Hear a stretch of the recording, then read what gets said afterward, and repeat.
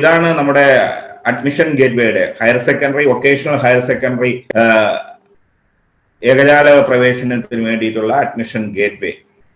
അതിൽ 2 ടാബുകൾ പ്രത്യേകമായിട്ട് കാണുന്നുണ്ട്. ക്ലിക്ക് ഫോർ ഹയർ സെക്കൻഡറി അഡ്മിഷനും അതുപോലെ തന്നെ click for higher secondary vocational admission.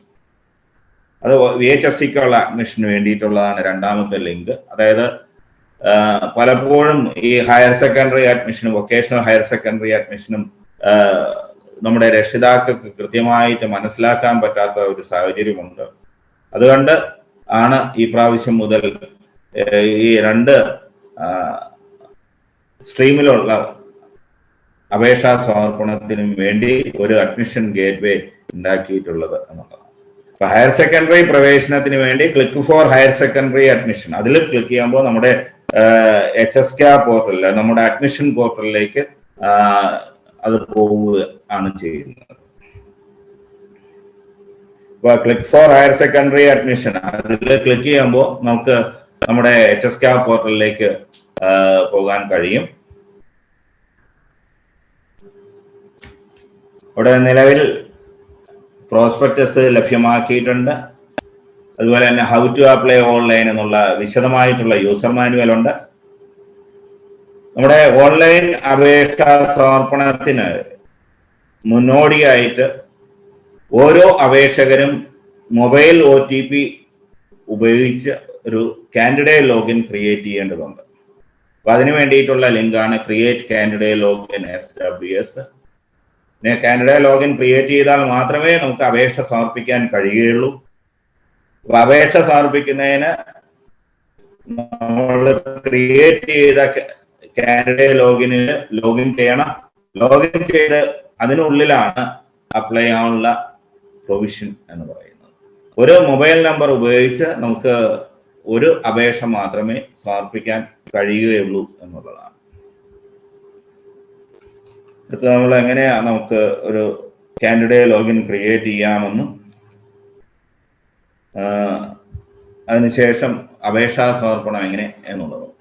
ഇപ്പോൾ കാൻഡിഡേറ്റ് ലോഗിൻ ക്രിയേറ്റ് ചെയ്യുന്ന ലിങ്കിൽ ക്ലിക്ക് ചെയ്യുമ്പോൾ പിന്നെ കാണുന്ന സ്ക്രീനാണ് ഇത്. ശരിക്കും അപേക്ഷ സമർപ്പിക്കാൻ ഉദ്ദേശിക്കുന്ന ജില്ല ഇവിടെ സെലക്ട് ചെയ്യണം. ഇപ്പോൾ തിരുവനന്തപുരം ജില്ലയാണ് സെലക്ട് ചെയ്തേക്കുന്നത്. അത് കഴിഞ്ഞാൽ രജിസ്ട്രേഷന്റെ പാർട്ടിലേക്ക് പോകും. കാൻഡിഡേറ്റിന്റെ രജിസ്ട്രേഷൻ പാർട്ടിലേക്കാണ് പോകുന്നത്. ഇവിടെയാണ് നമ്മൾ സ്കീം സെലക്ട് ചെയ്യുന്നത്. 2021 മാർച്ച് SLC പരീക്ഷ പാസ്സായ ഒരു വിദ്യാർത്ഥിയാണെങ്കിൽ സ്കീം 1 സെലക്ട് ചെയ്യും. ദയവായി ഒന്ന് വെയിറ്റ് ചെയ്യും. രണ്ടാമത്തെ സ്കീം എന്ന് പറയുന്നത് 2020 മാർച്ച് വരെ SLC പരീക്ഷ 2007 മുതൽ 2020 വരെ പാസ്സായ വിദ്യാർത്ഥികളെ സംബന്ധിച്ച് ഉള്ള സ്കീമാണ് 2. പിന്നെ മൂന്നാമത്തെ സ്കീം എന്ന് പറയുന്ന THSLC IHRD ആണ്. 4ാമത്തെ സ്കീം എന്ന് പറയുന്ന CBSE ആണ്. അപ്പോൾ നമ്മൾ ഏത് സിലബസ് ആണോ പഠിച്ചത് ആ സ്കീം കൃത്യമായിട്ട് സിലക്ട് ചെയ്യണം എന്നുള്ളതാണ്. എന്നുവെച്ചാൽ സ്കീം സെലക്ട് ചെയ്യുന്നതിനനുസരിച്ചാണ് ഗ്രേഡിന്റെ എൻട്രി നടത്തപ്പെടുന്നത്. അതുകൊണ്ട് സ്കീം തെറ്റായിട്ട് സെലക്ട് ചെയ്ത് കഴിഞ്ഞാൽ ഗ്രേഡ് എൻട്രിയിൽ മിസ്റ്റേക്ക് വരും. ഗ്രേഡിൽ മിസ്റ്റേക്ക് വന്നാൽ നമ്മൾ കാൽക്കുലേറ്റ് ചെയ്യുന്ന WGPAയിൽ വ്യത്യാസം വരും. അപ്പോൾ ഇവിടെ ഈ വർഷം തനത് വർഷം SLC പാസ്സായ ഒരു വിദ്യാർത്ഥിയെ സംബന്ധിച്ച് കാൻഡിഡേറ്റ് ലോഗിൻ ക്രിയേറ്റ് ചെയ്യാൻ പോവുകയാണ്.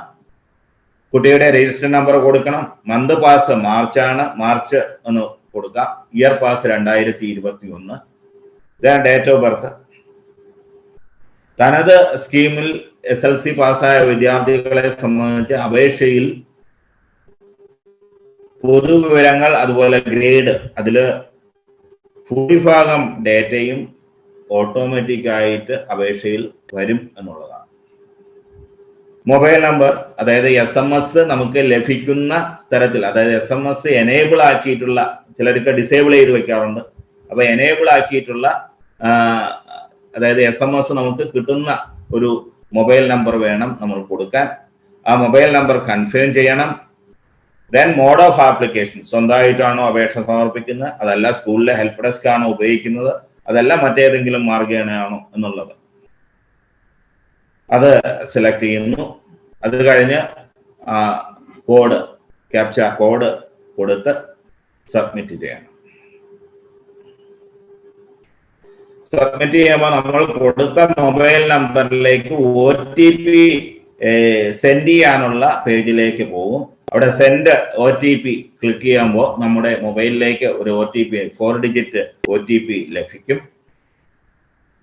ആ OTP നമുക്ക് അവിടെ കൊടുത്ത് സബ്മിറ്റ് ചെയ്യാം.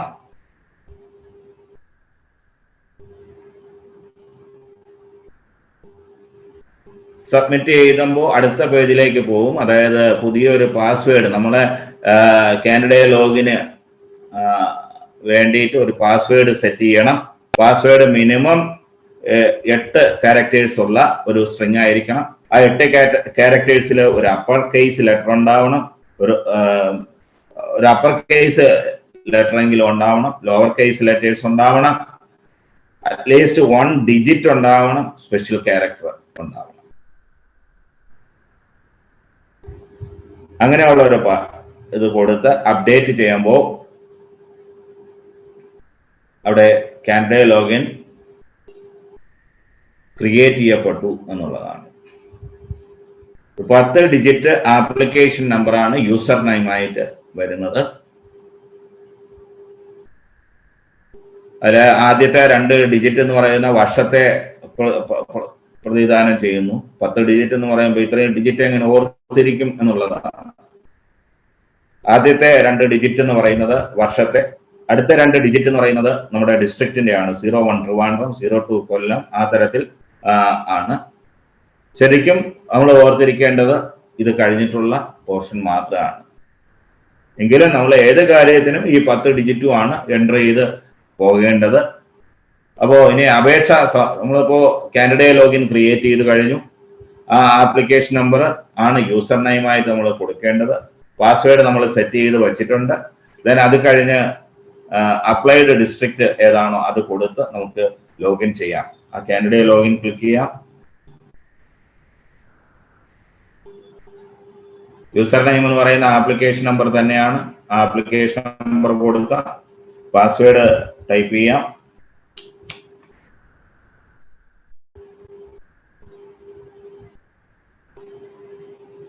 അപേക്ഷിച്ച ജില്ല കൊടുത്ത് ലോഗിൻ ബട്ടൺ ക്ലിക്ക് ചെയ്യാം.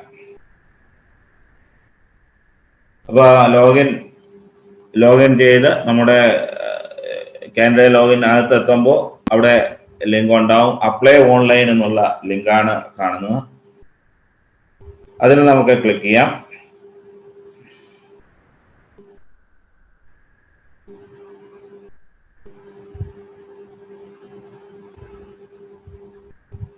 അപ്പൊ അതില് നമ്മളെ കാൻഡിഡേറ്റ് രജിസ്ട്രേഷന് കൊടുത്ത വിവരങ്ങളും മറ്റും അവിടെ ദൃശ്യമാകും. അതിൻ്റെ ഒപ്പം തന്നെ ആപ്ലിക്കേഷൻ നമ്പർ അവിടെ കാണാം. അത് കഴിഞ്ഞിട്ട് ആദ്യമായിട്ട് സെലക്ട് ചെയ്യേണ്ടത് select school in which candidate passed qualifying examination. അതായത് കുട്ടി പഠിച്ച ഹൈസ്കൂളിനോടനുബന്ധിച്ച് ഹയർ സെക്കൻഡറി സ്കൂൾ ഉണ്ടെങ്കിൽ പ്രത്യേക ബോണസ് പോയിന്റ് ഉണ്ട്. അപ്പോൾ അത് സെലക്ട് ചെയ്യാനുള്ള പ്രൊവിഷനാണ്. ഇനി പഠിച്ച സ്കൂളിൽ ഒരു അൺഎയ്ഡഡ് സ്കൂൾ ആണെങ്കിൽ അവിടെ government aided higher secondary school ഇല്ല, സെലക്ട് ചെയ്യാൻ പറ്റില്ല. അതേഴ്സ് വേണം സെലക്ട് ചെയ്യാൻ. ഇനി അവിടെ ഹൈസ്കൂൾ വരെ ഉള്ളൂ, അപ്പോഴും അതേഴ്സ് ആണ് സെലക്ട് ചെയ്യേണ്ടത്. ഇപ്പോ പഠിച്ച ഹൈസ്കൂള് ഹയർ സെക്കൻഡറിയും കൂടി ഉള്ളതാണെങ്കിൽ ആ ഹയർ സെക്കൻഡറി സ്കൂൾ കോഡ് വിത്ത് സ്കൂൾ നെയിം ആണ് നമ്മളിവിടെ സെലക്ട് ചെയ്യേണ്ടത്. ഇതും തെറ്റായിട്ട് സെലക്ട് ചെയ്യാൻ പാടില്ല. എന്ന് വെച്ചാൽ ഇതും ബോണസ് പോയിന്റിൽ ഉൾപ്പെടുന്ന ഒരു കാര്യമാണ്. ഇപ്പോൾ ബോണസ് പോയിന്റ് WGPA കാൽക്കുലേറ്റ് ചെയ്യുമ്പോൾ അതിന്റെ പാർട്ടായിട്ട് വരുന്നതാണ്. അപ്പൊ അതിൽ തെറ്റ് വന്നു കഴിഞ്ഞാൽ നമ്മുടെ WGPA വ്യത്യാസം വരും. നമുക്ക് ലഭിക്കുന്ന അലോട്ട്മെന്റിൽ നമുക്ക് പ്രവേശനം നേടാൻ കഴിയാത്ത സാഹചര്യം ഉണ്ടാവും എന്നുള്ളതാണ്. അത് കഴിഞ്ഞ് ക്വാളിഫൈ എക്സാമിനേഷൻ ഡീറ്റെയിൽസ് അത് കൊടുത്താണ് നമ്മൾ കാൻഡിഡേറ്റ് രജിസ്ട്രേഷൻ ചെയ്തിട്ടുള്ളത്. അപ്പൊ അതുകൊണ്ട് ആ പാർട്ട് നമുക്കൊന്നും തന്നെ ചേഞ്ച് ചെയ്യാൻ കഴിയത്തില്ല. അതായത് കാൻഡിഡേറ്റ് രജിസ്ട്രേഷനിൽ നമ്മൾ എന്ത് വിവരങ്ങൾ കൊടുത്തോ ആ വിവരങ്ങളൊന്നും നമുക്ക് പിന്നീട് ചേഞ്ച് ചെയ്യാൻ കഴിയത്തില്ല എന്നുള്ളതാണ്.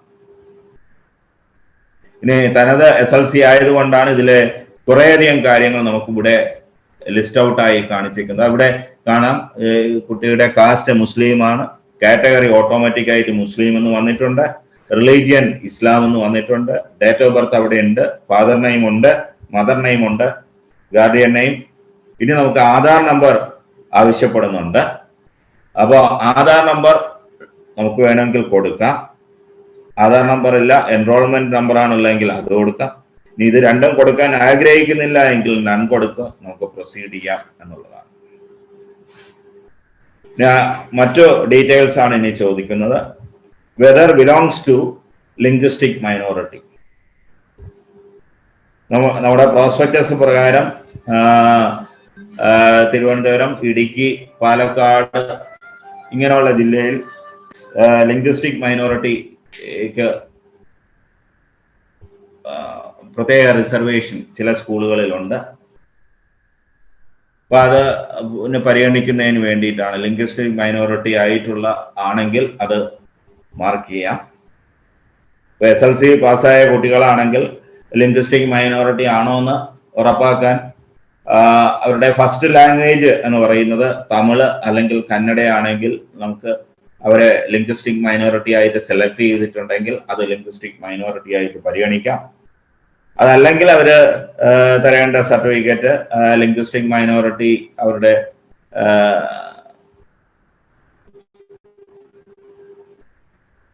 സംഘടനകൾ നൽകുന്ന സർട്ടിഫിക്കറ്റ്, അവരുടെ ലെറ്റർ ഹെഡിൽ സീലോട് കൂടി നൽകുന്ന സർട്ടിഫിക്കറ്റ് നമുക്ക് പരിഗണിക്കാം എന്നുള്ളതാണ്.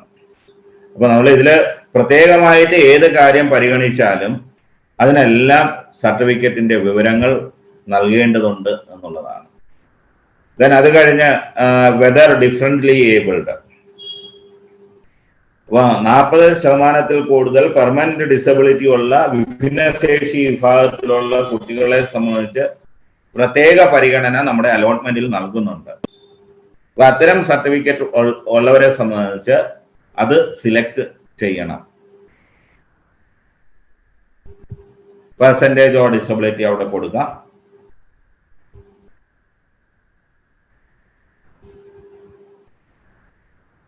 ഇനി അത് കഴിഞ്ഞ് വരുന്ന റെസിഡൻസ് ഡീറ്റെയിൽസ് ആണ്. ഇതും ബോണസ് പോയിന്റ് ടൈ ബ്രേക്കിങ്ങിന് പരിഗണിക്കുന്ന കാര്യങ്ങളാണ്. വളരെ കൃത്യതയോടെ വേണം നമ്മൾ നൽകാൻ.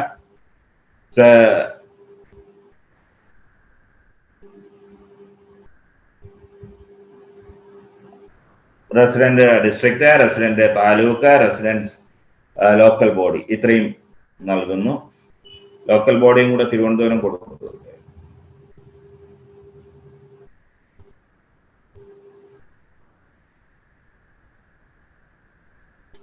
കോണ്ടാക്ട് ഡീറ്റെയിൽസ് ആണ്. ശരിക്കും SLCയിലുള്ള അഡ്രസ്സാണ് പെർമനന്റ് അഡ്രസ് ആയിട്ട് നൽകേണ്ടത്. അപ്പൊ അത് കൊടുക്കുന്നു. ഇനി കമ്മ്യൂണിക്കേഷൻ അഡ്രസ്സ് ഈ പെർമനന്റ് അഡ്രസ്സ് തന്നെയാണെങ്കിൽ സെയിം ആസ് പെർമനന്റ് കൊടുത്ത് അത് താഴേക്ക് ഫെച്ച് ചെയ്തെടുക്കാൻ കഴിയും. ദെൻ മൊബൈൽ നമ്പർ നമ്മൾ ആൾറെഡി കൊടുത്തതാണ്, അത് അവിടെ കാണിക്കും, അത് നമുക്ക് ചേഞ്ച് ചെയ്യാൻ പറ്റില്ല. ഇമെയിൽ ID കമ്പൾസറി അല്ല, കൊടുക്കേണ്ടവർക്ക് അത് നൽകാം എന്നുള്ളതാണ്. ഉള്ളവര് വാലിഡ് ആയിട്ടുള്ള ഒരു മെയിൽ ID നൽകണം. പിന്നെ റൈറ്റ് സൈഡിൽ വരുന്ന ബോണസ് പോയിന്റിന്റെ പാർട്ടാണ്. NCC, സ്കൗട്ട് ഗൈഡ്, രാഷ്ട്രപതി പുരസ്കാർ, രാജ്യ പുരസ്കാർ കിട്ടിയവരെ സംബന്ധിച്ച് അത് ഉണ്ടെങ്കിൽ, സർട്ടിഫിക്കറ്റ് ഉണ്ടെങ്കിൽ ചെക്ക് ചെയ്യാം. സ്വിമ്മിങ് സർട്ടിഫിക്കറ്റ് ഉണ്ടെങ്കിൽ സെലക്ട് ചെയ്യാം. സ്റ്റുഡൻറ് പോലീസ് കാഡറ്റ് ആണെങ്കിൽ സർട്ടിഫിക്കറ്റ് ഉണ്ടെങ്കിൽ അത് സെലക്ട് ചെയ്യാം. ഇവ മൂന്നെണ്ണത്തിൽ ഏതുണ്ടായിരുന്നാലും 2 ബോണസ് പോയിന്റ് അവരെ സംബന്ധിച്ച് കിട്ടും എന്നുള്ളതാണ്. പിന്നെ ഈ വർഷം പുതുതായിട്ട് വന്നതാണ് little KITE members with A grade. 1 bonus point അതിനുണ്ട്. A ഗ്രേഡ് സർട്ടിഫിക്കറ്റ് ഉള്ളവര് അത് ചെക്ക് ചെയ്യാം എന്നുള്ളതാണ്. അപ്പൊ ഇതിലെ ഏത് അഡീഷണൽ ആയിട്ട് നമ്മൾ അപേക്ഷകൾ ഉൾപ്പെടുത്തുന്നുണ്ടെങ്കിലും അവയെ സംബന്ധിച്ച് അവയുടെ സർട്ടിഫിക്കറ്റ് നമ്മുടെ കൈവശം ഉണ്ടായിരിക്കണം എന്നുള്ളതാണ്. എന്ന് വെച്ചാൽ അപേക്ഷയുടെ ഏറ്റവും ഒടുവില് ഈ എന്തൊക്കെ ക്ലെയിം അഡീഷണൽ ആയിട്ട് കൊടുത്തോ അവയുടെ സർട്ടിഫിക്കറ്റ്സ് അപ്ലോഡ് ചെയ്യേണ്ട കാര്യമില്ല. ഞാൻ നേരത്തെ പറഞ്ഞ 1-2 കാര്യങ്ങൾക്ക് മാത്രം സർട്ടിഫിക്കറ്റ് അപ്ലോഡിംഗ് ഉണ്ട്. മറ്റുള്ളവയെ സംബന്ധിച്ച് സർട്ടിഫിക്കറ്റ് അപ്ലോഡ് ചെയ്യേണ്ട, പക്ഷേ സർട്ടിഫിക്കറ്റിലെ വിവരങ്ങൾ അവിടെ കൊടുക്കണം. അതായത് സർട്ടിഫിക്കറ്റ് നമ്പർ, സർട്ടിഫിക്കറ്റ് ഇഷ്യൂ ചെയ്ത ഡേറ്റ്, അതുപോലെ സർട്ടിഫിക്കറ്റ് ഇഷ്യൂ ചെയ്ത അതോറിറ്റി, ഇങ്ങനെയുള്ള വിവരങ്ങൾ അവിടെ കൊടുക്കേണ്ടതുണ്ട്. ഇനി അടുത്ത എക്സ്ട്രാ കരിക്കുലർ ആക്ടിവിറ്റീസ് ആണ്. ഇതും പലർക്കും സംശയമുണ്ട്. ഈ വർഷം എക്സ്ട്രാ കരിക്കുലർ ആക്ടിവിറ്റീസും നടന്നില്ല. പക്ഷെ നമ്മുടെ ഇതിലേക്ക് അപേക്ഷിക്കുന്നത് ഈ വർഷത്തെ കുട്ടികൾ തന്നെ ആവണമെന്നില്ല. കഴിഞ്ഞ കൊല്ലം SLC പാസ്സായ കുട്ടികളാവാം, അതിന് മുന്നിലത്തെ കൊല്ലം പാസ്സായ കുട്ടിയാവാം. അവരെയൊക്കെ സംബന്ധിച്ചാണ് ഈ പ്രൊവിഷൻ കൊടുത്തേക്കുന്നത്. ഈ വർഷം എക്സ്ട്രാ കരിക്കുലർ ആക്ടിവിറ്റീസ് ഒന്നും സ്കൂൾ തുറക്കാത്ത സാഹചര്യത്തിൽ ഇല്ല എന്നുള്ളത് എല്ലാവർക്കും തന്നെ അറിയാവുന്നതാണ്.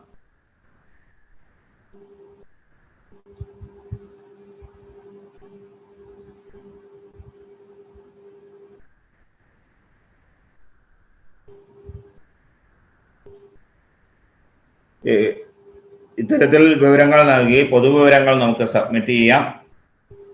ഓൺലൈൻ അപേക്ഷാ സമർപ്പണത്തിന്റെ ആദ്യത്തെ പാർട്ട് നമ്മൾ കഴിഞ്ഞു. കാൻഡിഡേറ്റിനെ സംബന്ധിച്ച് അവന്റെ പൊതുവിവരങ്ങൾ നൽകി കഴിഞ്ഞു. അതായത് തനത് SLC ആയതുകൊണ്ടാണ് ഗ്രേഡ് വന്നു കഴിഞ്ഞത്. ഗ്രേഡ് വന്നു. നമുക്ക് വേണമെങ്കിൽ നമ്മുടെ കയ്യിലുള്ള മാർക്ക് ലിസ്റ്റിന്റെ, നെറ്റിൽ നിന്ന് എടുത്തിട്ടുള്ള മാർക്ക് ലിസ്റ്റിന്റെ കോപ്പി വെച്ച് നമുക്കത് പരിശോധിക്കാം, സബ്മിറ്റ് ചെയ്യാം. സബ്മിറ്റ് ചെയ്ത് കഴിഞ്ഞാൽ അപേക്ഷാ സമർപ്പണത്തിന്റെ 3ാം ഘട്ടത്തിലേക്ക് എത്തുകയാണ്. ഏറ്റവും പ്രധാനപ്പെട്ട ഘട്ടമാണ്. അതായത് കുട്ടി ആഗ്രഹിക്കുന്ന സ്കൂൾ കോഴ്സുകൾ ഓപ്ഷനായി അവന്റെ ആഗ്രഹിക്കുന്ന ക്രമത്തിൽ തന്നെ, മുൻഗണനാ ക്രമത്തിൽ നൽകുന്നതിനുള്ള ഭാഗമാണിത്. ഓപ്ഷൻസ് നൽകാം.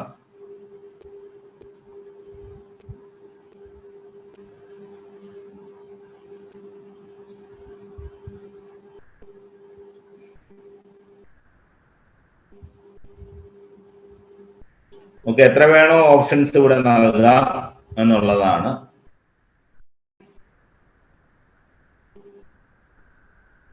ഇവിടെ ലിമിറ്റേഷൻസ് ഒന്നുമില്ല. കുട്ടിയെ സംബന്ധിച്ച് കുട്ടി ആഗ്രഹിക്കുന്ന ജില്ലയിലെ എത്ര സ്കൂൾ കോഴ്സുകൾ വേണമെങ്കിലും ഓപ്ഷനായിട്ട് ഉൾക്കൊള്ളിക്കാം എന്നുള്ളതാണ്. സബ്മിറ്റ് ചെയ്യാം.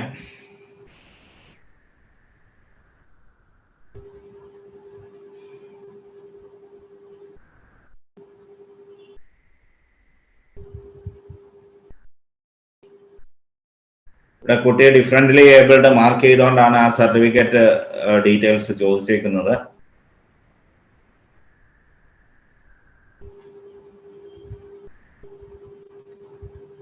ഡിഫറൻ്റ്ലി ഏബിൾഡിനെ സംബന്ധിച്ച് അവരുടെ സർട്ടിഫിക്കറ്റും കൂടി അപ്ലോഡ് ചെയ്യേണ്ടതുണ്ട്. പിന്നെ സർട്ടിഫിക്കറ്റ് അപ്ലോഡ് ചെയ്യേണ്ടി വരുന്നത് അതർ സ്കീമിന്റെ എൻട്രി നടത്തുമ്പോഴാണ് സർട്ടിഫിക്കറ്റ്, അവരുടെ മാർക്ക് ലിസ്റ്റിന്റെ കോപ്പി അപ്ലോഡ് ചെയ്യേണ്ടി വരിക. അപ്ലോഡ് ചെയ്യുന്ന ഡോക്യുമെന്റ്സ് 100 KB താഴെയുള്ളതായിരിക്കണം. PDF ഫോർമാറ്റിലും ആയിരിക്കണം എന്നുള്ളത്.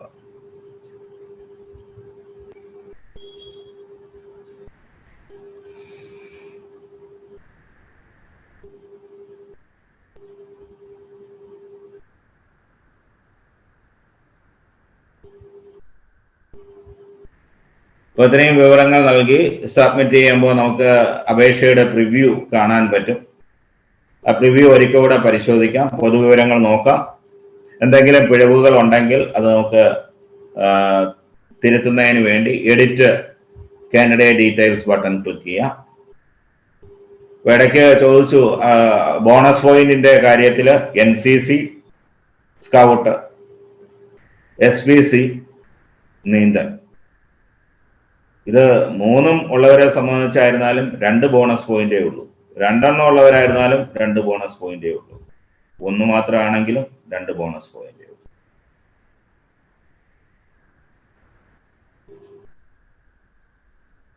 അപ്പോൾ ഇതിലേത് വിവരങ്ങൾ വേണമെങ്കിലും ഈ സ്റ്റേജിൽ നമുക്ക് എഡിറ്റ് ചെയ്യാം. ഇനി അതിൽ പ്രത്യേകിച്ച് മാറ്റങ്ങളൊന്നും വരുത്തേണ്ടതില്ല എങ്കിൽ നമുക്ക് ഡിക്ലറേഷൻ ചെക്ക് ചെയ്ത് ഫൈനൽ കൺഫർമേഷനിലേക്ക് പോകാം. ഫൈനൽ കൺഫർമേഷനിലേക്ക് പോയി കഴിഞ്ഞാൽ ട്രയൽ അലോട്ട്മെന്റ് പ്രസിദ്ധീകരിക്കുന്നത് വരെ അപേക്ഷയിൽ മാറ്റങ്ങളൊന്നും വരുത്താൻ കഴിയുകയില്ല എന്നുള്ളതാണ്.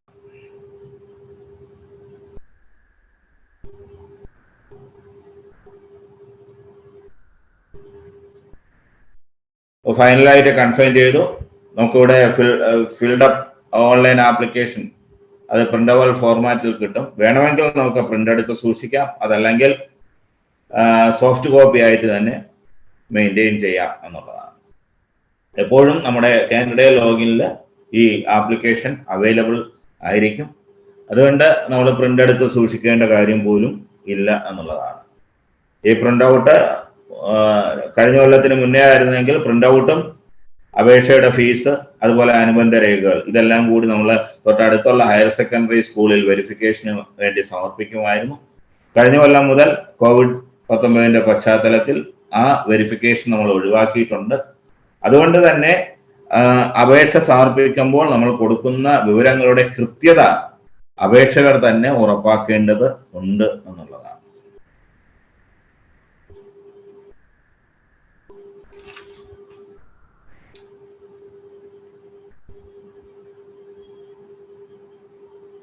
ഇനി മറ്റൊരു അപേക്ഷ നൽകേണ്ടതുണ്ടോ, മറ്റേതെങ്കിലും സ്കീമിലുള്ള അപേക്ഷ നമുക്ക് നൽകേണ്ടതുണ്ടോ, അതിനെ സംബന്ധിച്ച കാര്യങ്ങൾ പറയേണ്ടതുണ്ടോ?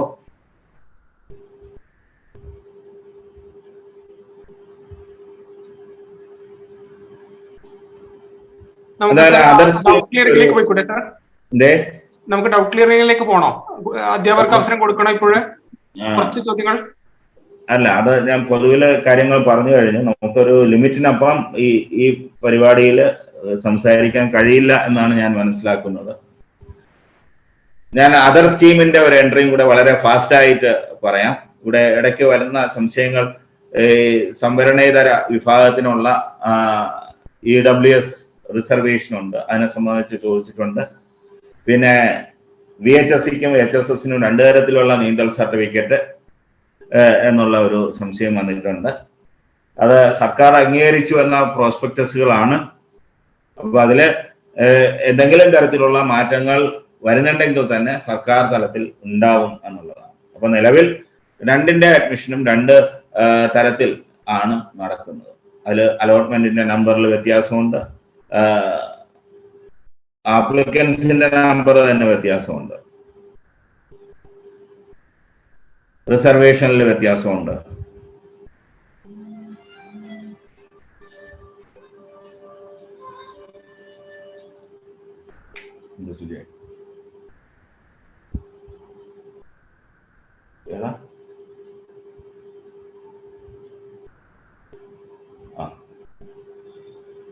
VHSCയെ സംബന്ധിച്ച് ആ ഒരു നീന്തലിനുള്ള വ്യത്യാസം ഇപ്പോൾ ഗവൺമെന്റിൽ നിന്ന് പൊതുവിദ്യാഭ്യാസ ഡയറക്ടറിന് കൊടുത്ത ഒരു ഉത്തരവ് അനുസരിച്ച് ഹയർ സെക്കൻഡറി എങ്ങനെയാണോ അതേ തരത്തിൽ തന്നെയാണ് VHSCയുടെ പ്രോസ്പെക്ടസിലെ നിബന്ധനകളും എന്ന് പറഞ്ഞുകൊണ്ട് പൊതുവിദ്യാഭ്യാസ ഡയറക്ടർ പ്രത്യേക ഉത്തരവ് ഇറക്കിയിട്ടുണ്ട് എന്നുള്ളതാണ്.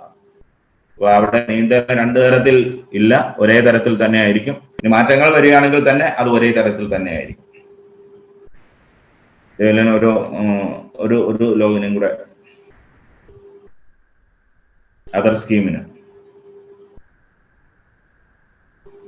നമ്മൾ അതർ സ്കീമിന്, അതായത് ഈ പറഞ്ഞ സ്കീമിലല്ലാത്ത ഒരു കേസാണ് നമ്മൾ കൺസിഡർ ചെയ്യാൻ പോകുന്നത്. നേരത്തെ ഞാൻ പറഞ്ഞു അതർ സ്കീം ആകുമ്പോൾ അവരുടെ മാർക്ക് ലിസ്റ്റിന്റെയും ഇക്വലൻസിയുടെയും സർട്ടിഫിക്കറ്റ്സ് അപ്ലോഡ് ചെയ്യേണ്ടതുണ്ട് എന്നുള്ളതാണ്. ഇനി മറ്റ് സംസ്ഥാനങ്ങളിൽ നിന്നോ മറ്റ് രാജ്യങ്ങളിൽ നിന്നോ SLCക്ക് തുല്യമായിട്ടുള്ള സർട്ടിഫിക്കറ്റ് ലഭിക്കുന്നതിന് SCRTക്കാണ് അപേക്ഷ സമർപ്പിക്കേണ്ടത്. പലർക്കും വരുന്ന ഒരു സംശയമാണ്, എവിടെ നിന്നാണ് നമുക്ക് ഇക്വാലൻസി സർട്ടിഫിക്കറ്റ് കിട്ടുന്നത്? നമ്മള് സ്കൂളിലായിരുന്നാലും ഹയർ സെക്കൻഡറിയിലായിരുന്നാലും പലപ്പോഴും വരുന്ന ചോദ്യങ്ങൾക്ക് മറുപടി പറയാൻ പറ്റാതിരിക്കുന്ന ഒരു ചോദ്യമാണിത്. എവിടെ നിന്നാണ് നമുക്ക് ഇക്വാലൻസി 10ന് തുല്യമായ ഇക്വാലൻസി സർട്ടിഫിക്കറ്റ് കിട്ടുക എന്നുള്ളതാണ്. അപ്പൊ ഇക്വാലൻസി സർട്ടിഫിക്കറ്റ് കിട്ടുന്നതിന് വേണ്ടി SCRTക്കാണ് അപേക്ഷ സമർപ്പിക്കേണ്ടത്. അപ്പൊ SCRTക്ക് അപേക്ഷ സമർപ്പിച്ച് അവർ പരിശോധിച്ച് റെക്കമെൻഡ് ചെയ്യുന്ന കേസിന് പരീക്ഷാ ഭവനിൽ നിന്നും ഇക്വാലൻസി സർട്ടിഫിക്കറ്റ് ഇഷ്യൂ ചെയ്യും. പക്ഷെ ഇക്വാലൻസിക്ക് വേണ്ടി അപേക്ഷ സമർപ്പിക്കേണ്ടത് SCRTയിലേക്കാണ്.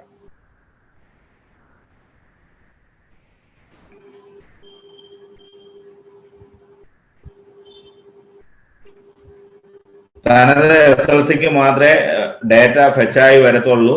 മറ്റേത് സ്കീം എടുത്താലും നമ്മളെ പൊതുവിവരങ്ങളും മറ്റുള്ള എല്ലാ വിവരങ്ങളും തന്നെ ടൈപ്പ് ചെയ്ത് തന്നെ പോകണം എന്നുള്ളതാണ്. കുട്ടിയുടെ പേര്, ജെൻഡർ,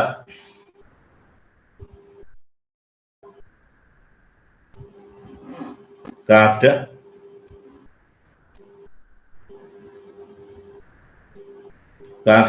കാറ്റഗറി ജനറൽ ആയിട്ട് കൊടുക്കണം.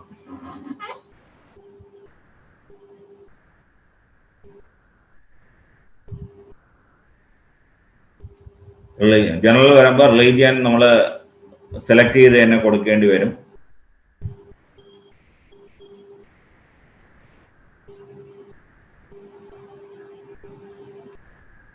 ജനറൽ കാറ്റഗറി ആണെങ്കിൽ മാത്രമേ നമുക്ക് നേരത്തെ നമ്മൾ ആപ്ലിക്കേഷനിൽ EWS റിസർവേഷനെ സംബന്ധിച്ചുള്ള കാര്യങ്ങളൊന്നും കണ്ടില്ല. പക്ഷെ ജനറൽ കാറ്റഗറി ആണെങ്കിൽ മാത്രമേ ആ റിസർവേഷന്റെ ഡീറ്റെയിൽസ് കൊടുക്കേണ്ട, അതായത് EWS റിസർവേഷൻ എലിജിബിൾ ആണോ, അർഹത ഉള്ളവരാണോ, അപേക്ഷിക്കാൻ കഴിയുന്നവരാണോ എന്ന് ചോദിക്കുന്നുണ്ട്.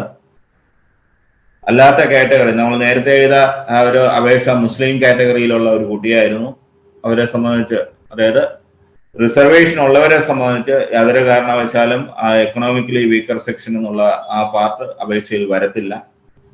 ഇപ്പൊ ജനറൽ കാറ്റഗറിയിലുള്ള സാമ്പത്തികമായി പിന്നോക്കം നിൽക്കുന്നവർക്കാണ് EWS അപേക്ഷ സമർപ്പിക്കാൻ അർഹത ഉള്ളത് എന്നുള്ളത്. ഇവിടെയൊക്കെ നേരത്തെ പോലെ തന്നെ നമ്മൾ റെസിഡന്റ് ഡീറ്റെയിൽസ് കൊടുക്കുന്നു. Resident district, taluk, local body, ഇതെല്ലാം കൃത്യതയോടെ കൊടുക്കണം. അഡ്രസ്, പെർമനന്റ് അഡ്രസ്സാണ് നമ്മൾ കൊടുക്കേണ്ടത്.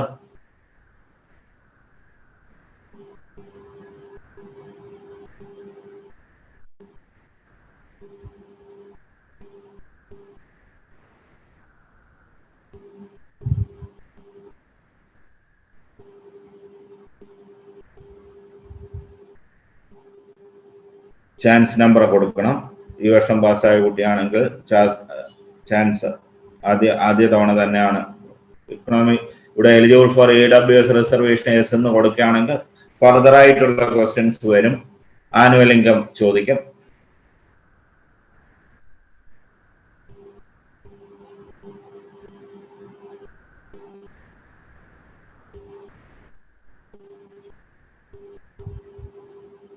സബ്മിറ്റ് ചെയ്യാം.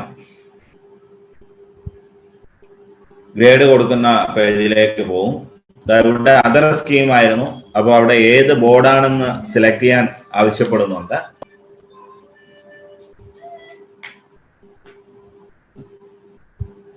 കേരളത്തിന് പുറത്തുള്ള സ്റ്റേറ്റ് ബോർഡാണെന്ന് വെക്കുക. അതിനാണെങ്കിൽ ആ സ്റ്റേറ്റ് ബോർഡ് പറയാം. സ്റ്റേറ്റ് അവിടെ സെലക്ട് ചെയ്യാം. അതർ കൺട്രി ആണെങ്കിൽ അതർ കൺട്രി കൊടുക്കാം. പക്ഷെ ഏത് ബോർഡാണെന്നുള്ള അവിടെ ടൈപ്പ് ചെയ്ത് കൊടുക്കേണ്ടതുണ്ട്.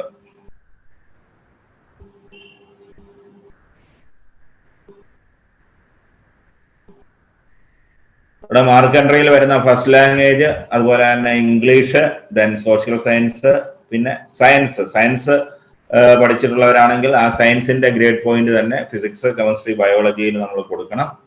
മാത്തമാറ്റിക്സ്.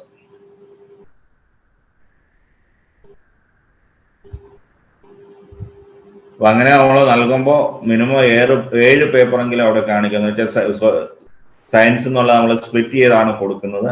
അപ്പൊ ആ തരത്തിൽ ഗ്രേഡ് കൊടുക്കുന്നു. പിന്നെ ഗ്രേഡ് മാർക്കാണ് തന്നിട്ടുള്ളതെങ്കിൽ അതിന്റെ കറസ്പോണ്ടിങ് ഗ്രേഡ് കാണാൻ റൈറ്റ് സൈഡിൽ പ്രൊവിഷൻ ഉണ്ട്. അവിടെ മാർക്ക് സെക്വേർഡ് ഇപ്പൊ 75 ഔട്ട് ഓഫ് 125 ആണെന്ന് വെക്കുക. അപ്പൊ 75 ഔട്ട് ഓഫ് 125 ആണെങ്കിൽ അവിടെ ഗ്രേഡ് പോയിന്റ് കാൽക്കുലേറ്റ് ചെയ്ത് കാണിക്കും. അവിടെ കൊടുക്കാം, എൻട്രി ചെയ്യാം, സബ്മിറ്റ് ചെയ്യാം, ഓപ്ഷൻസ് നൽകാം.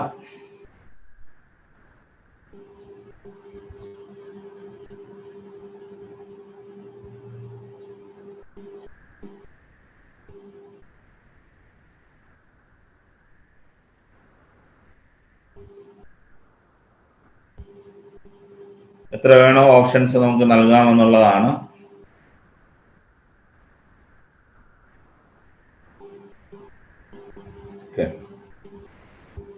സബ്മിറ്റ് ചെയ്യാം. സബ്മിറ്റ് ചെയ്യുമ്പോൾ നമുക്ക്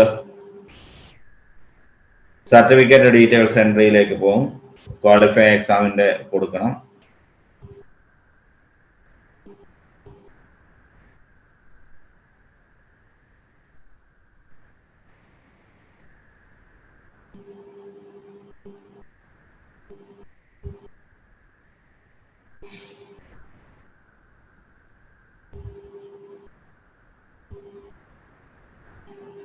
പ്രിവ്യൂയിലേക്ക് വരികയാണ്. മൊത്തത്തിൽ ഒന്ന് പരിശോധിക്കാം.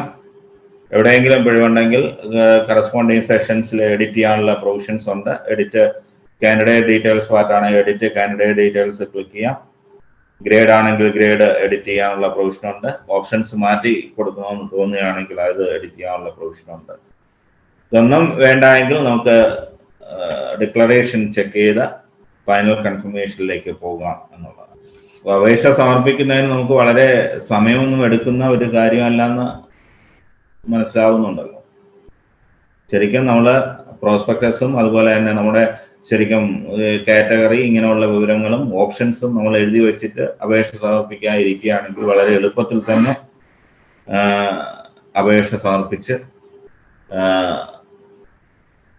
മുന്നോട്ട് പോകാൻ കഴിയും എന്നുള്ളതാണ്.